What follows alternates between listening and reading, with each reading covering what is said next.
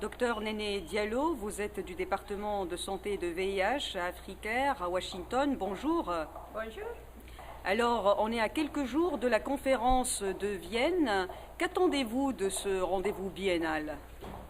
Je m'attends à beaucoup de choses à chaque fois que des décideurs politiques, à chaque fois que des hommes de science de tous bords se regroupent pour une semaine pour parler d'un problème. Je m'attends à de beaux résultats. J'espère qu'il y aura de nouvelles en ce qui concerne de nouveaux traitements, de nouvelles en ce qui concerne un vaccin et des nouvelles, des engagements des politiciens, en particulier africains, à s'investir mieux dans la lutte contre le sida. Alors, vous avez parlé de traitement ou de nouvelles méthodes de prévention. L'ONU-SIDA a présenté il y a quelques jours, avant cette conférence, le traitement 2.0. Quel est son avantage et c'est quoi ce traitement? Effectivement, M. Michel Sidibé a parlé de son plan, a proposé une approche appelée traitement 2.0.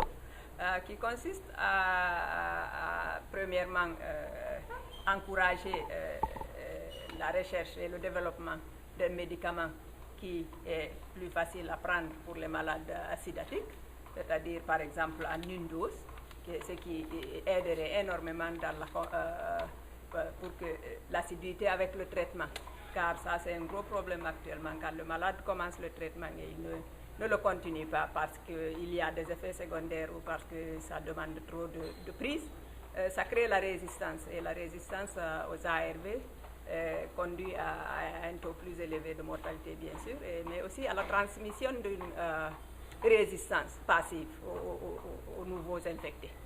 Docteur Diallo, 22 millions de personnes vivent avec le VIH SIDA en Afrique subsaharienne.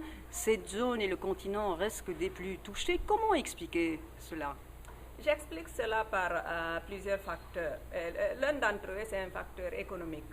La pauvreté joue un facteur très important. Quand une femme n'a pas de quoi nourrir ses enfants et vous voulez lui parler de prévention, de ce qui pourrait lui arriver dans 10 ans si elle avait le VIH aujourd'hui, elle ne vous écoute pas, bien sûr. Donc il y a plusieurs problèmes dont les populations sont confrontées et auxquels je me dis qu'un programme intégré est nécessaire pour adresser tous les problèmes dont souffrent les gens et pas juste le VIH pris individuellement.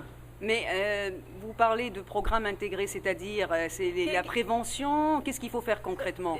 Quand je parle de programme intégré, c'est vrai que c'est en termes de prévention, de traitement et de soins, mais aussi c'est en termes des autres besoins du malade sidatique. Parce qu'actuellement, les ARV sont presque accessibles. Le prix n'est pas très élevé. Cependant, il y a beaucoup qui n'arrivent pas à accéder aux ARV. Ce sont les ARV qui sont free, mais le transport pour aller voir le médecin n'est pas free. La nourriture parfois manque. On a vu des malades africains un peu partout en Afrique. On a vu des malades qui nous ont dit qu'ils ne peuvent pas prendre les ARV parce qu'ils ont faim. Quand ils prennent les ARV, ils n'ont pas déjeuné, ils tremblent. Donc, ils évitent de prendre leur traitement. Donc, ou bien c'est la radio pulmonaire qui est exigée avant qu'on ne prescrive le traitement, il ne peut pas payer la radio. Il y a beaucoup de problèmes qu'il faut gérer pour que les ARV fassent un effet. C'est beaucoup d'argent les ARV, c'est vrai, mais il faudrait les infections opportunistiques. Dans plusieurs pays, ils ne sont pas couverts par PEPFAR. Donc, c'est le problème. Quand je parle d'intégration, c'est aussi ce côté. Ce n'est pas seulement prévention, traitement, mais c'est tous les problèmes dont les malades souffrent. Un autre problème que va poser cette conférence de Vienne, ça concerne les personnes vulnérables. Elles seront à l'honneur à Vienne. On va parler des droits des séropositifs, des prisonniers, des prostituées, des homosexuels, des femmes, des enfants. Qui sont victimes en général de stigmatisation et surtout qui ont un accès difficile au traitement, aux ARV et tout ça, qui, par exemple, pour certaines catégories de personnes comme les homosexuels, ils restent à l'ombre, ce qui fait ça complique un peu la tâche des médecins pour les traiter et tout ça. Vous êtes d'origine guinéenne, docteur Diallo. comment ça se passe? Est-ce que ce problème se pose en Guinée d'exclusion de ces personnes, par exemple les prostituées ou les homosexuels ou, Ce que je peux dire, c'est que le problème d'exclusion des homosexuels, il est général. Il y a 35 pays d'Afrique qui, justement, ont des problèmes. Mais en Guinée, il n'y a pas eu de loi encore pour dire, comme j'ai entendu dans d'autres pays, pour dire que l'homosexualité est criminalisée dans le pays.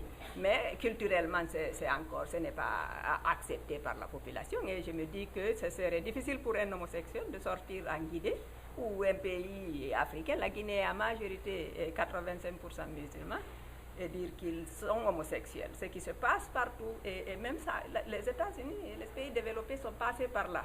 Je crois que ça, c'est quelque chose que le temps va régler. Bien sûr, on ne peut pas s'asseoir et attendre que le temps le règle, mais ça vient petit à petit. Et les médecins, les agents de santé publique, les politiciens devraient sensibiliser les populations pour qu'elles comprennent que en niant l'existence de l'homosexualité, c'est tout le monde qui va en souffrir, parce qu'il y a des hommes, même ici aux États-Unis, qui, de peur d'être stigmatisés, ils se marient, bien qu'ils soient homosexuels, ils ont une relation avec un homme à côté, et après ils transmettent le virus à la femme. C'est comme ça que les femmes souffrent beaucoup de VIH/SIDA dans ce pays, même aux États-Unis, et ailleurs, certainement serait le même problème. Donc, mieux vaut ne pas nier ça, et s'en occuper. Mais je comprends que ça prendra du temps. J'espère que ce sera moins long que ce qu'il a pris aux États-Unis pour que l'Afrique arrive là. Alors, docteur Diallo, une dernière question. À quand un vaccin anti-sida, d'après vous? Je suis optimiste, mais je ne peux pas vous donner vraiment un temps. J'espère que ce sera dans les 5 prochaines années. Je suis optimiste. Merci, docteur Diallo. Merci à vous.